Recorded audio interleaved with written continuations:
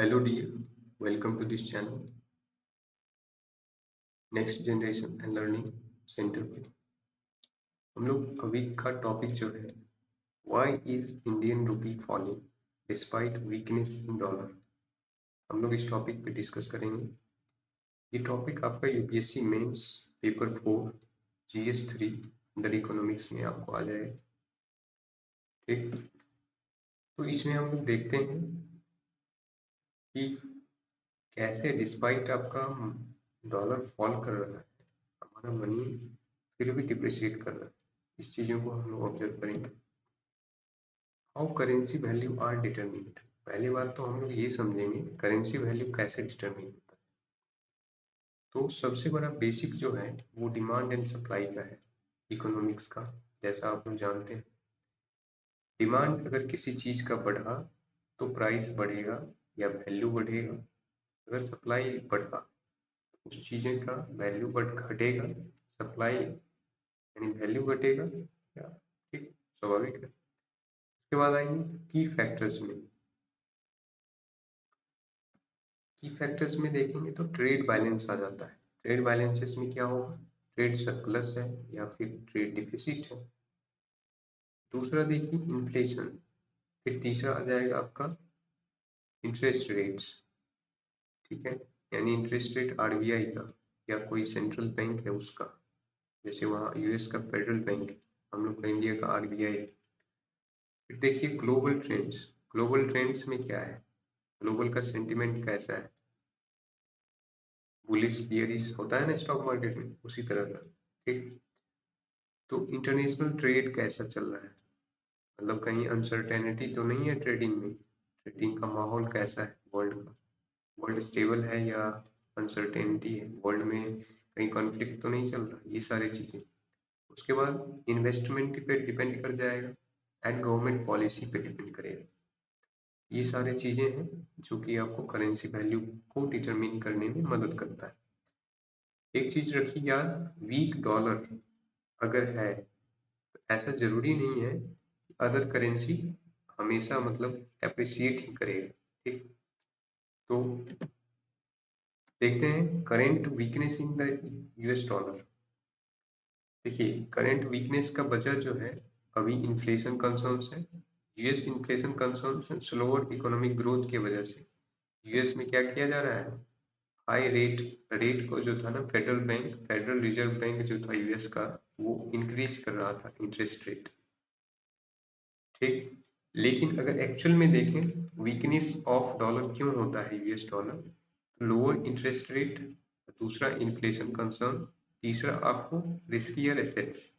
अगर global shift कर रहा है टुवर्ड्स रिस्कियर एसेट तो ये भी एक फैक्टर बन जाता है डॉलर का डिक्लाइन करने। देखिए एक रिसेंट न्यूज है आपका, रसिया एंड चाइना, ये जो आपका अटलांटिक काउंसिल का है, जो ये मीडिया आउटलेट है यूएसए का। ठीक, तो Russia and China have been teaming up, group बना रहा है to reduce reliance on the dollar, मतलब डॉलर का डिपेंडेंसी कम किया जा रहा है। ये अटलांटिक काउंसिल का 2023 का न्यूज है आपका। ठीक, ये चीजें भी फैक्टर कर रहा है आपको डॉलर को डिप्रिशिएट करने का, माइनर सा ही सही लेकिन कर रहा है। ठीक, और देखिए अभी तत्काल जो न्यूज में है, ये अभी जो है tool to cool inflation, inflation को कम करने के लिए सेंट्रल बैंक क्या कर लिया, यूएस का जो फेडरल सेंट्रल बैंक था, फेडरल रिजर्व बैंक जिसको फेड भी कहते हैं, यूएस फेड। तो ये 11 टाइम्स जो है ना, मार्च 2022 से लेकर के जुलाई 2023 तक 11 टाइम्स जो है ना रेट को बढ़ाया था, अपने इंटरेस्ट रेट को, जो कि अभी पर स्विंग कर रहा था 5.25 टू 5.5% के बीच में। ये जो है 23 साल में का हाई पे चल रहा है रेट, इंटरेस्ट रेट है ना। तो अभी और अभी तक जो है सो इसको स्टेडी रख रहा था, यानी फेड जो है रेट इंटरेस्ट रेट को कांस्टेंट रखे हुए था। तो अभी रिसेंटली 18 सितंबर को आपको जो है ना फेड का फिर से मीटिंग है, और उसमें जो है सो शायद न्यूज में ऐसा एक्सपेक्टेशन चल रहा है लोगों का कि यूएस जो है रेट कट्स कर सकता है फेडरल इंटरेस्ट रेट में कम कर सकता है, फेडरल बैंक जो है इंटरेस्ट रेट कम कर सकता है। ये चीजें हैं। ठीक, नेक्स्ट हम लोग चलते हैं स्लाइड पे। Factors contributing to rupees fall. देखिए फैक्टर्स रुपी को फॉल करने में कौन कौन से हैं। एक ट्रेड डिफिसिट है, का ट्रेड डिफिसिट अगर मान लीजिए इंडिया का जो है ना ओवरऑल पर्सपेक्टिव में आप देखेंगे तो हम लोग का ओवरऑल पर्सपेक्टिव में ट्रेड डिफिसिट चल रहा है, ये बहुत बड़ा फैक्टर है। दूसरा क्रूड ऑयल प्राइसेस, अभी जो है रिसेंट में आपका क्रूड ऑयल का प्राइस कम हुआ है, लेकिन अगर पास्ट का डाटा देखें तो क्रूड ऑयल प्राइस हाई में चल रहा था ड्यू टू कोविड-19, ये सिचुएशन भी था। दूसरा देखें तो कैपिटल आउटफ्लो, अगर मान लीजिए फॉरेन इन्वेस्टर है, अगर मनी मार्केट से निकाल लेगा यानी डॉलर को वो लेके चला जाएगा, डॉलर अगर लेके चला गया तो मनी का जो बैकिंग कर रहा था, हमारे इंडियन रुपी को जो बैक कर रहा था वो डॉलर कर रहा था, डॉलर को लेके चला गया तो इंडियन रुपी यानी इंडियन करेंसी का या रुपी का जो वैल्यूएशन था वो घट जाएगा, यानी रुपया का वैल्यू क्या हो जाएगा, कम हो जाएगा, वैल्यू कम हो गया मतलब रुपया का वैल्यू घट जाएगा आपका, ये चीजें आ गई। फिर देखिए इन्फ्लेशन इन इंडिया, इन्फ्लेशन होता क्या है कि परचेजिंग पावर ऑफ मनी कम हो जाना। मान लीजिए अगर 100 रुपए में अभी जस्ट करेंटली आप 5 केजी चावल खरीद रहे हैं, तो अगर इन्फ्लेशन ज्यादा आ जाए तो आप 100 रुपए में 4 केजी ही सामान खरीद पाएंगे या 3 केजी खरीद पाएंगे, ये इन्फ्लेशन है। यानी रुपया का किसी सामान को खरीदने की क्षमता घट जाना, उसको हम लोग इन्फ्लेशन कहते हैं। ठीक, नेक्स्ट आते हैं। अभी देखिए रिसेंट में क्या हुआ है, एफबीआई जो है रेट कट की वजह से इन्वेस्टमेंट हम लोग के इंडिया में आ रहा है। क्यों, रेट कट अगर कम होगा अगर यूएस में, तो वहां पे कम रेट पे कम लोग कम इंटरेस्ट रेट पे डॉलर मिलेगा, तो वहां से क्या करेंगे जो डेवलपिंग कंट्री है जैसे इंडिया, इमर्जिंग में मार्केट है आपका, डेवलपिंग भी है, तो ये क्या करेंगे वहां से कम रेट पे रुपया उठा करके इंडिया के मार्केट में रखेंगे, ये इन्वेस्टर जितने भी हैं, तो उसको जैसा हाई इंटरेस्ट रेट मिलेगा तो यहाँ से ये इस वजह से ये हो रहा है। दूसरा अगर देखें तो हम लोग का ये जो ओवरऑल ट्रेड डिफिसिट जो है हम लोग का इस सेशन में फाइनेंशियल 24 में ये घटा है, जो कि अभी आपको हुआ है प्रीवियस 2023 से घटा है। प्रीवियस अभी जो है रिसेंट 2024 में 78.1 बिलियन डॉलर, और अगर आप पहले देखेंगे फाइनेंशियल ईयर 23 में ये 121.6 बिलियन डॉलर था आपका ट्रेड डिफिसिट, ये भी एक फैक्टर है। तीसरा देखिए ऑयल ऑयल प्राइसेस जो है ना राइज किया, मतलब पहले तो बहुत ज्यादा पास्ट में देखेंगे तो बहुत ज्यादा हाई था, लेकिन अभी रिसेंटली क्या हुआ था ऑल टाइम लो पे चला गया था। ठीक, तो वो $71 पर बैरल पे था प्राइस, लेकिन अभी जब रेट कट का जो न्यूज आया है इस वजह से देखिए 2% का और इंक्रीमेंट हुआ है। क्यों, क्योंकि डिमांड ग्रोथ की वजह से, है ना। तो अभी 73 बैरल पर डॉलर पे काम चल रहा है, आपका रेट चल रहा है उसका पेट्रोल ऑयल का। इम्पैक्ट ऑफ, अब देखिए हम लोग देखेंगे इंडिविजुअली रूप से क्रूड ऑयल इंडियन रुपीज को कैसे प्रभावित करता है। ऑयल इंपोर्ट्स अगर बढ़ता है मान लीजिए इंडिया में, इंडिया को है इंडिया को जो है सो ऑयल इंपोर्ट्स करना पड़ता है, क्योंकि हम लोग बहुत ज़्यादा मतलब ऑयल इंपोर्ट करवाते हैं। उससे क्या होगा, हम लोग डॉलर में पे करते हैं, डॉलर में पे करेंगे यानी डॉलर बाहर गया तो वैल्यूएशन ऑफ करेंसी घट गया, यानी करेंसी का वैल्यू घट गया, ये चीज़ें काम होंगी। राइजिंग प्राइसेस, राइजिंग जितना प्राइस करेगा मान लीजिए ऑयल का, उतना ज़्यादा डॉलर बाहर जाएगा हम लोग इंडिया से। रूपी वीकनेस देखिए क्या हो, रूपी वीकनेस, हाँ अगर मान लीजिए प्राइस राइज कर रहा है ऑयल का, तो हम लोग को ज़्यादा डॉलर भेजना होगा, तो ये रूपी वीकनेस आ जाएगा। पे फॉर इम्पोर्ट्स, यानी हम लोग को ज़्यादा डॉलर पे करना होगा इंपोर्ट्स करने के लिए, ऑयल इंपोर्ट्स करेंगे तो उसको हम लोग को पेमेंट जब करेंगे तो ज़्यादा डॉलर पे करना होगा, ये सब चीज़ें हैं। Foreign investment and rupees weakness, अब हम लोग देखेंगे फॉरेन इन्वेस्टमेंट एंड रुपीज का वीकनेस। फॉरेन इन्वेस्टमेंट का रुपीज में क्या प्रभाव पड़ता है ना, अगर मान लीजिए कैपिटल आउटफ्लो जाता है, कैपिटल हम लोग के मार्केट से बाहर जाता है, इंडियन मार्केट से जब बाहर जाएगा तो होगा क्या कि हमारे करेंसी हमारे मार्केट से क्या हो जाए, डॉलर बाहर जा रहा है। डॉलर बाहर जा रहा है मतलब करेंसी का जो बैकबोन था, सपोर्ट था, वो घट रहा है। यानी करेंसी क्या हो गया, वैल्यू कम हो गया, ये चीजें काम हो गई। यानी रुपया जो है ना और ज्यादा गिर जाए, ये चीजें हैं। अगर मान लीजिए ग्लोबल अनसर्टेनिटी ज्यादा है, ग्लोबल अनसर्टेनिटीज में जब होगा, मान लीजिए अभी जैसे कन्फ्लिक्ट चल रहा है, इजराइल यूक्रेन और आपका इजराइल और आपका जो है सो हमास चल रहा था, ईरान के साथ भी कन्फ्लिक्ट हो गया था, मान लीजिए यूक्रेन और रसिया का चल रहा था, ये सारी चीजें भी प्रभावित करती हैं। इस वजह से इन्वेस्टर जो होते हैं, जहां पे उसको अच्छा अपॉर्चुनिटी दिखता है वहां चले जाएंगे। दूसरा देखिए रूपी प्रेशर। रूपी प्रेशर में क्या होता है, इन्वेस्टर्स कन्वर्ट कर लेता है रुपीज टू डॉलर। मान लीजिए अगर ज्यादा अनसर्टेनिटीज आएगा, क्या करेगा, ये सब जितने भी होंगे ये एक स्टेबल मार्केट में जाकर के इन्वेस्ट करना चाहेगा। स्टेबल मार्केट क्या हो सकता है, अमेरिका हो सकता है। ये लोग क्या करेंगे, मान लीजिए अचानक से क्या करा कि डॉलर यानी रुपीज को, डॉलर को बेच, रुपीज को क्या कर दिया, कन्वर्ट कर लिया डॉलर में। रुपीज का सप्लाई हमारे इंडियन मार्केट में बढ़ जाएगा, सप्लाई बढ़ा तो उसका डिमांड ऑटोमेटिक घट जाएगा, सप्लाई बढ़ा उसका वैल्यूएशन घट जाएगा। ये आप लोग जान रहे हैं। नेक्स्ट चलते हैं, इन्फ्लेशन एंड इट्स इफेक्ट। अगर हम लोग देखें इंडिविजुअल इन्फ्लेशन और उसका रुपीज पे इफेक्ट, इन्फ्लेशन का मतलब ये होता है आपका रुपीज का वैल्यू कम हो जाना, ये चीजें हैं।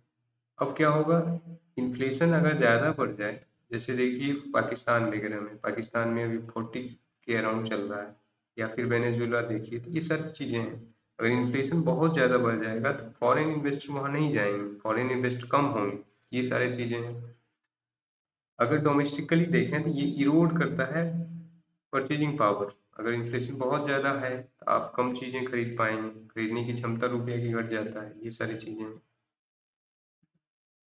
नेक्स्ट देखें तो ग्लोबल अनसर्टेनिटी।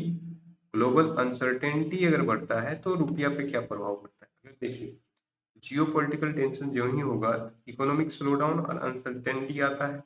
इस वजह से लोग जो है एक स्टेबल इकोनॉमी की तरफ जाना चाहेंगे, ये सारी चीजें होगा। तो मान लीजिए जिस कंट्री में है उसका करेंसी डाउन कर देगा वो। फिर रिस्क एवर्जन। रिस्क एवर्जन में क्या है, एवर्जन मतलब रिस्क टेकिंग करने का टेंडेंसी, रिस्क कितना ले सकता है वो है। तो एक इन्वेस्टर चाहता है कि वो हम एक सेफ हेवन एसेट्स में इन्वेस्ट करें, या फिर ऐसा जगह इन्वेस्ट करें जहां कम लॉस, ये चीजें। रूपी प्रेशर, अगर मान लीजिए डिमांड फॉर डॉलर बढ़ गया, तो डिमांड फॉर डॉलर अगर बढ़ेगा तो जाकर के अमेरिका में ही लोग इन्वेस्ट करना शुरू कर देगा, है ना। तो हम लोग को क्या होगा, मान लीजिए इंडियन मार्केट है, इंडियन मार्केट से लोग क्या कर देगा, यानी रुपया को डॉलर कन्वर्ट में कर लेगा, रुपया को डॉलर में कन्वर्ट करके डॉलर लेके चला जाएगा इंडिया में। डॉलर मान लीजिए रुपया बढ़ गया, रुपया का सप्लाई बढ़ा, उसका वैल्यू घट जाएगा ऑटोमेटिक, ये चीजें आ जाएगी। फिर देखिए why a weak dollar does not strengthen the rupee. अगर वीक डॉलर है तो रूपी को स्ट्रेंथन क्यों नहीं कर पाता है, ये चीजें पहला आ जाएगी करेंट अकाउंट डेफिसिट। इंडिया का ओवरऑल आप देखेंगे तो हम लोग इंडिया का करेंट डेफिसिट चल रहा है, करेंट अकाउंट डेफिसिट, ठीक, तो ये चीजें प्रभावित कर दिया पहला। दूसरा आपका inflation and foreign capital outflows. दूसरा महंगाई और फॉरेन कैपिटल आउटफ्लो। अगर फॉरेन बाहर जा तो पहले हम लोग बता चुके हैं, ये चीजें आ जाएगी। डोमेस्टिक फैक्टर आ जाएगा, डोमेस्टिक फैक्टर में आपका जो है, डोमेस्टिक फैक्टर्स में बहुत सारे फैक्टर हैं। जैसे देखिए रेट ऑफ रिटेल सीपीआई हो जाएगा, रेट ऑफ इन्फ्लेशन आ जाएगा। उसके बाद आपको आ जाएगा real rate of interest in the economy, ये सारी चीजें आ जाएगा। ठीक, एक आपको एग्जांपल देते हैं, जैसे मान लीजिए 2011 में हमारा जो डॉलर था 53 रुपीज एक डॉलर के बराबर था। और मान लीजिए अभी 2012 है, 2012 में था आपका 53 रुपीज पर डॉलर। और फिर जो है अभी मान लीजिए क्या है हमारा 80 रुपीज पर डॉलर अराउंड है, इस तरह से। ये क्या है, सरकार का जो हमारे डोमेस्टिक जो पॉलिसी है वो भी फैक्टर कर जाता है। इसमें जो है सो आरबीआई का क्या प्ले है, और जितने भी और भी बहुत सारे फैक्टर आ जाते हैं, मतलब कॉम्प्लेक्स सिचुएशन है। तो ये सारे भी फैक्टर काम करते हैं आपको। फिर देखिए आरबीआई का इंटरवेंशन। अभी आरबीआई क्या कर रहा है आपका, आरबीआई का जो फॉरेक्स रिजर्व रेशियो है इंडिया में, वो बहुत ऑल टाइम हाई चल रहा है। आरबीआई क्या कर रहा है, बाइंग ऑफ डॉलर कर रहा है। आरबीआई डॉलर को रख ले रहा है। आरबीआई डॉलर को जब अपने पास रख लेगा तो डॉलर की क्वांटिटी मार्केट में घटेगी, रुपया का सप्लाई बढ़ जाएगा मार्केट में। तो स्वाभाविक है आपका क्या हो जाएगा, रुपया का सप्लाई बढ़ा तो उसका वैल्यू कम हो गया। ये चीजें हैं। जैसे देखिए यहाँ पे एक आर्टिकल है, इंडिया का फॉरेक्स रिजर्व अभी जो है ऑल टाइम हाई पे है, 689.24 बिलियन। सितंबर 6 का न्यूज है। फिर आप नेक्स्ट देखेंगे, देखिए इन्फ्लेशन का बात करेंगे, इन्फ्लेशन देखेंगे।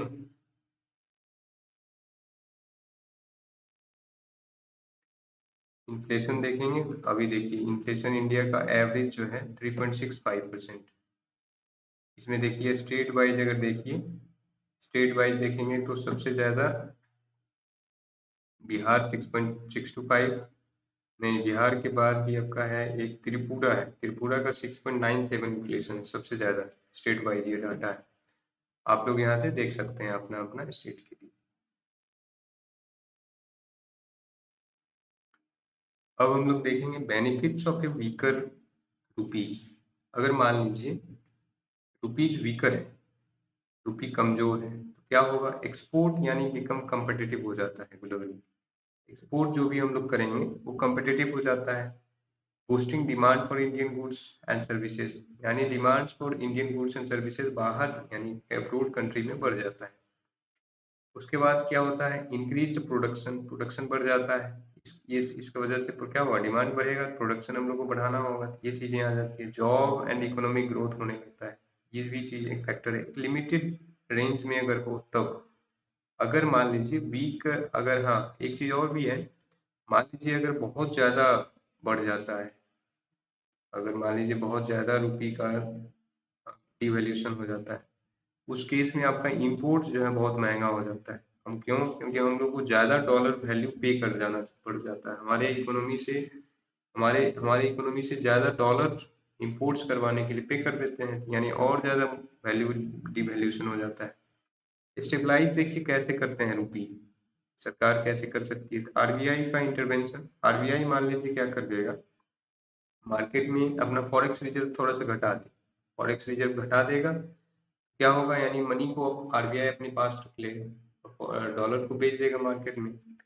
इस वजह से क्या होगा, रुपीज थोड़ा स्टेबल हो जाएगा, रुपीज का वैल्यू बढ़ जाएगा। ये चीजें हैं।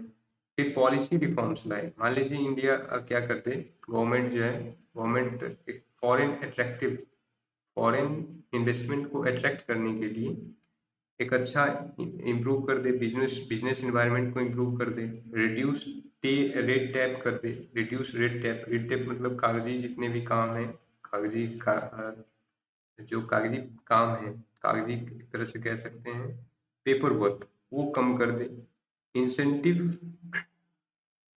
इंसेंटिवाइज करने लगे फॉरेन इन्वेस्टर को। जैसे अभी पीएलआई स्कीम लाए हैं ना, PLI product linked, product product linked incentives, इस तरीका से हम लोग फॉरेन इन्वेस्टर्स को भी देने लगे, ये वहां से हम लोग को फॉरेन इन्वेस्टर बढ़ जाएंगे, ये चीजें आएगी, डॉलर आएगी इकोनॉमी में, रुपी मजबूत होगा।